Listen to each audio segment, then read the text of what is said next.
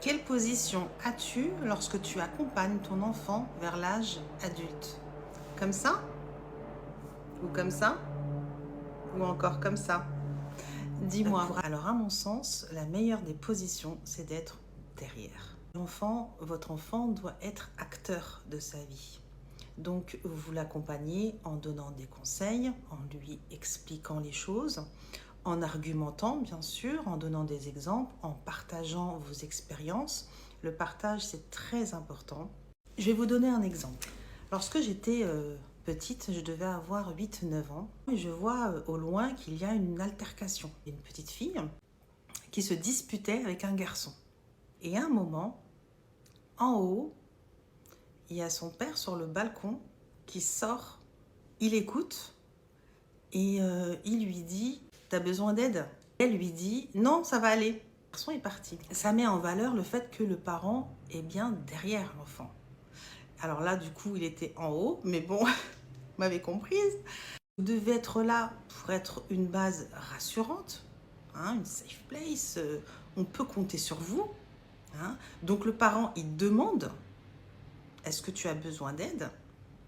Et c'est à l'enfant de décider. Supposons que votre enfant se fait embêter à l'école. Moi, ce que je préconise, c'est pas d'aller voir l'enfant, c'est pas d'aller voir la famille. C'est plus, ok, c'est qui t'embête et tout, il est dans ta classe, il n'est pas dans ta classe, à quelle heure il quitte. Et ensuite, vous allez à la sortie d'école de l'enfant qui sort à telle heure, vous y allez avec votre enfant, et c'est pas à vous de parler, juste à être là, présent, pour montrer à l'autre enfant que votre enfant n'est pas seul. Les parents, ils sont énervés, ils veulent protéger leur enfant, ils ne savent pas quoi faire, donc ils sont devant.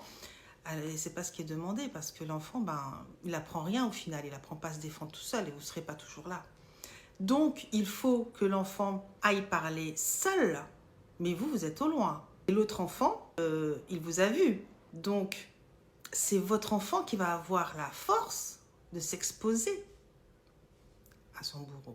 On y va. Et il dit, là, écoute, ça fait quelques jours, là, t'arrêtes pas de m'embêter, tu dis ça ou tu fais ça. Enfin voilà, il remet le contexte. Et maintenant, j'aimerais que t'arrêtes parce que j'aime pas, en fait, et ça me déplaît. Donc tu vas arrêter. Il n'aura pas le choix que d'arrêter. Il va être choqué du fait que votre enfant ose. Il va se dire, ah ouais, d'accord, ok, elle va ramener son père. Après, c'est normal. Sa mère. Hein. C'est normal que l'enfant ramène quelqu'un avec lui. On n'est pas né tout seul. Voilà, pour le conseil du jour. Abonnez-vous.